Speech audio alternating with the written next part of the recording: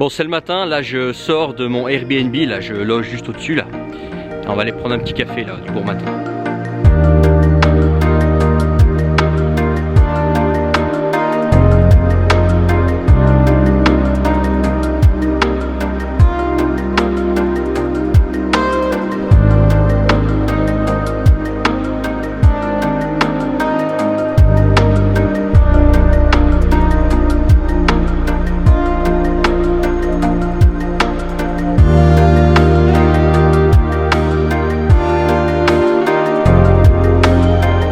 Salut, c'est Kublai. Alors je suis actuellement à Vladivostok. Donc Vladivostok, c'est une ville en Russie, de l'autre côté de la Russie, dans l'extrême-orient russe. Donc là on est à plus de 9000 km de Moscou.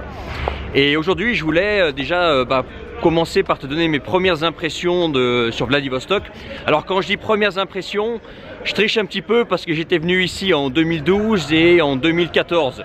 J'étais déjà venu à Vladivostok, mais uniquement en été, quand il fait très chaud, que tu peux te baigner, etc.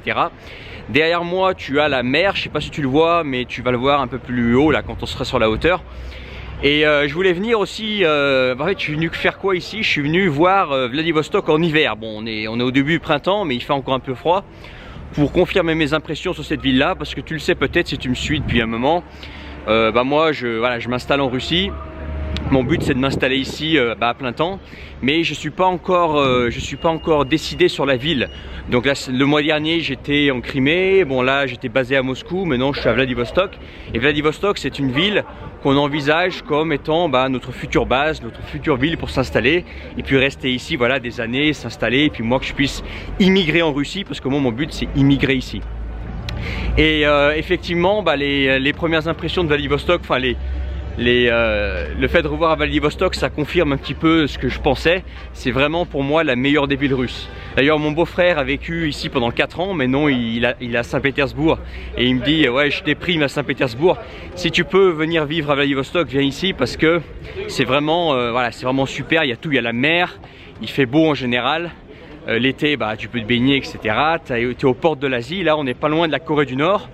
On n'est pas loin du Japon. Le Japon, faut compter 1h30 d'avion. T'as la Corée du Sud aussi qui est pas très loin. T'as la Chine qui est pas loin. D'ailleurs, il y a beaucoup d'Asiatiques ici. Alors, Vladivostok, c'est une ville à l'européenne. Là, je me promène dans la rue principale, en fait, la rue piétonne principale, Arbat. Donc, c'est une ville à l'européenne avec une architecture à l'européenne. La population est la plupart du temps européenne ici, typée slave. Mais il y a également beaucoup d'asiatiques russes. Il y a également pas mal de Coréens, des businessmen coréens, des Japonais aussi également. Alors tu as des touristes, mais tu as aussi des Coréens, des Japonais installés ici qui font du business. Beaucoup de Chinois aussi, des Chinois qui font des affaires ici, qui ont leur business. Ils sont dans leur coin, ils font leur business tranquille. Bien entendu, il y a la Chine à côté, donc forcément... Vu la puissance des deux grands pays, voilà, la Chine et la Russie, forcément il y a des liens de commerce, donc il y a beaucoup de Chinois ici. D'ailleurs ça me donne envie moi de me remettre au chinois. Tu sais que moi je parle et je lis le chinois. Là j'avais laissé tomber un peu mon chinois pendant 1 an et demi. Et en fait mon plan, pour tout dire, après Vladivostok, c'était de partir en Thaïlande. Peut-être même au Japon avant, enfin j'avais pas vraiment de plan quoi, c'était partir en Thaïlande. Et là je me dis pourquoi j'irais pas m'installer à Taïwan pendant 1 mois ou 2. Et pendant 1 mois ou 2 à Taïwan, je vais bosser mon mandarin comme un malade. Le matin je vais faire mes caractères chinois, je vais réviser mes caractères chinois. Et l'après-midi je vais passer mon temps à parler avec des gens, à bosser mon mandarin pour que mon mandarin soit de nouveau opérationnel. Et ça peut me faire un sacré plus ici à Vladivostok, parce que comme tu as la Chine à côté, comme tu es vraiment aux portes de l'Asie, d'ailleurs Vladivostok en fait est en Asie, je me dis que voilà, si j'ai la maîtrise du russe, du chinois, plus l'anglais, surtout que le chinois à un moment donné je l'ai vraiment bien parlé, je l'ai abandonné, donc si je m'y remets, voilà, ça peut me faire un autre plus ici. Et puis voilà, lancer quelque chose ici, moi je vois beaucoup de potentiel dans cette ville là, quand je vois voilà, ce mélange européen-Asie ici, en plus ici franchement en Russie, pour moi la Russie c'est le meilleur pays au monde. On est en Russie, il y a la mentalité russe, c'est une ville à l'européenne, mais tu es aux portes de l'Asie. Tu as pas mal de possibilités de business ici si tu veux faire du commerce avec la Chine, avec le Japon, la Corée. Tu as la mer, tu es à 5 heures de Hong Kong. T'es pas très loin des Philippines si tu veux par exemple aller passer un petit moment dans le show. Franchement c'est une super ville quoi. C'est assez propre, c'est super safe. Ce matin, je me suis promené un petit peu parce que pour une fois, je me suis levé le matin parce que je voulais profiter justement de cette qualité de vie ici. Il y a vraiment une super qualité de vie. Alors là, je sais pas si tu vois derrière moi. Si tu me regardes en vidéo, si tu m'as en podcast, ben, c'est pas grave, viens voir la vidéo. Derrière, tu as la mer. Alors je sais pas si tu vois bien avec la caméra, mais en fait, au fond de la rue piétonne Arbat, là, tu as la mer qui est gelée, enfin qui est en train de se dégeler maintenant. Et donc je te disais, ouais, ce matin j'ai vu voilà, des enfants jouer, des femmes tranquilles, voilà, dans la rue. C'est une ville qui est sûre. Bon, on est en Russie, donc la Russie c'est un pays sûr, mais vraiment ça confirme mes dires. J'ai vraiment envie de m'installer ici. Au moment où je te parle, vraiment, je pense que je vais venir m'installer ici et arrêter Moscou et venir ici avec ma femme parce que ça confirme ce que je disais. C'est la meilleure ville russe et bref, voilà quoi. Voilà quelques impressions de Vladivostok. Je te mettrai quelques images pendant que je parle de cette ville pour que tu te rendes compte un petit peu, ça fera un petit peu vlog. Bon, du coup, je suis arrivé au bout de la rue piétonne, donc c'est pas grave, je vais la prendre dans l'autre sens. Je voulais ajouter également pour le temps que je suis à Vladivostok, je suis ici pour une semaine pour reprendre un peu la température. Pendant le temps que je suis à Vladivostok, je sais pas jusqu'à quand, c'est peut-être pour quelques jours, j'ai pas encore décidé. Je te laisse regarder en fait en bas de cette vidéo, en bas de ce podcast, j'ai mis en ligne un pack qui s'appelle le pack le russe en autonomie. Le russe en autonomie, c'est quoi? C'est un pack en fait de 2 formations plus la possibilité de demander mon aide si tu as des projets avec la Russie. La première formation, c'est la solution russe. La solution russe, c'est quoi? C'est une formation sur comment apprendre le russe, comment débuter le russe notamment. Tu verras qu'aujourd'hui, avec tous les outils qu'il y a, Internet, etc., c'est vraiment très facile maintenant de se lancer en russe. Je t'explique comment on fait pour se lancer en russe si tu comptes apprendre le russe. Et deuxièmement, en fait, c'est dans ces packs, tu as la formation Apprenant Autonome qui est un de mes best-sellers. J'ai d'excellents retours sur cette formation.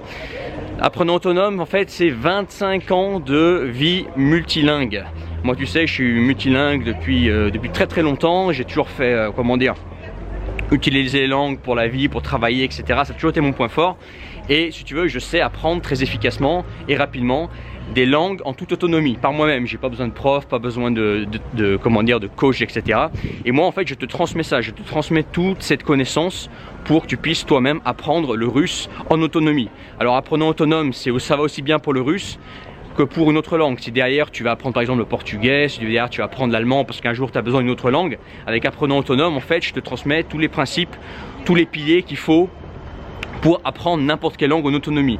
Tu sois tout seul chez toi, tu commences tout seul à apprendre une langue et tu finis au niveau que tu veux.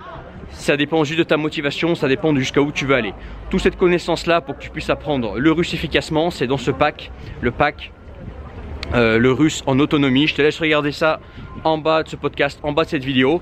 J'ajoute également que dans ce pack, en fait, tu pourras me contacter par mail. Tu as accès à une adresse mail spécifique, uniquement pour les personnes qui font partie des gens qui ont accédé à mes formations.